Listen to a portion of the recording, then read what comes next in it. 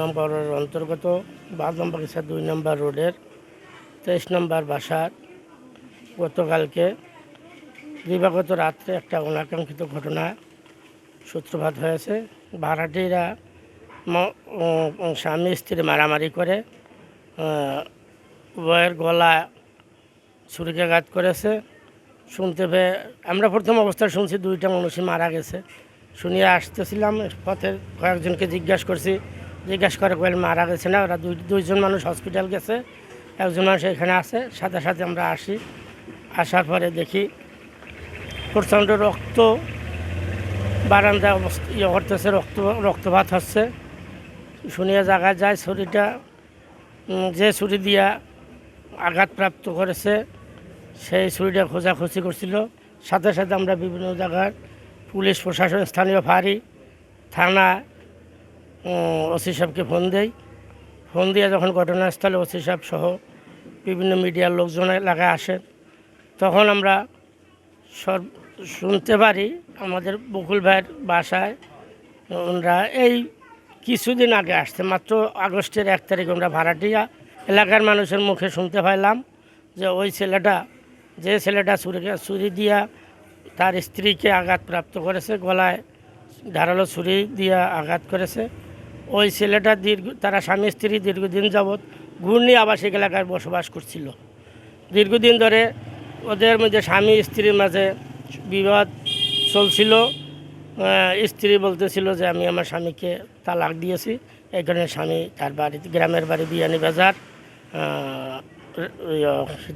চারখাই গ্রামে চলে গেছে। মাঝে মাঝে আসতো এটা সমস্যার সমাধান করার জন্য, কথাবার্তা বলছিল। ওনার স্ত্রী সব ওনার এক ভাইরা আছে যারা এটা সমাধানের জন্য বারবার ওই ছেলেটাকে তারিখ দিচ্ছিল, কিন্তু সমাধান হচ্ছিল না। যাই হোক, এই ছেলেটা তো এখানে থাকে না, উনি বিয়ানীবাজার চারখাই থাকে। হঠাৎ করে শুনলাম কালকে ওই সময় প্রচণ্ড বৃষ্টি হচ্ছিল, তখন ছেলেটা এখানে এসে তার স্ত্রীকে ধারালো ছুরি দ্বারা গলায় ছুরিকাঘাত করেছে। তার স্ত্রীকে ছুরিকাঘাত করে তখন ওই মেয়েটা দেখতে পায় ওই ছেলেটা। পরে আমরা নাম জানতে পারলাম, আগে তার নাম জানতাম না, জানছি ছেলেটার নাম হলো শাহজাহান। ওই পাশের ভাড়াটি যখন দেখছে তখন তারে ধাওয়াইয়ে নিয়ে গেছে তার ঘরের দিকে। ওর যান বাঁচানোর জন্য হই হুল্লোর চিৎকার করছে। ওই সময় ওই ছেলেটা শাশুড়ি, অর্থাৎ যে মহিলাটা আঘাতপ্রাপ্ত হয়েছে তার মা, ওই পাশের মহিলাকে উদ্ধার করার জন্য যখন যায়, তখন ওই মহিলাটাকে তার শাশুড়িকে সে ছুরিকাঘাত করার পর এক পর্যায়ে ওই ছেলেটা ওর নিজের গলায় নিজে ছুরিকাঘাত করে, এবং ওর গলার যে সময় ছুরি করে ওই ছুরিটার আঘাতটা অত্যন্ত বেশি হয়, যার কারণে ওরা হসপিটালাইজড হয়। স্থানীয় যুবক সমাজের কয়েকটা তরুণ যুবক এই বিপদ শুনে প্রচণ্ড বৃষ্টির মাঝেও তারা আগেই আসে। তারা তাৎক্ষণিকভাবে দুইজনকে, প্রথমে পুরুষ এবং স্বামী স্ত্রী দুইজনকে হসপিটালে নেওয়ার পরে এক পর্যায়ে দ্বিতীয় পর্যায়ে তার শাশুড়িকেও নেয়, এবং তাৎক্ষণিকভাবে এলাকার যুব সমাজের বলিষ্ঠ ভূমিকা নিয়ে হসপিটালাইজ করে এবং তার চিকিৎসা করতে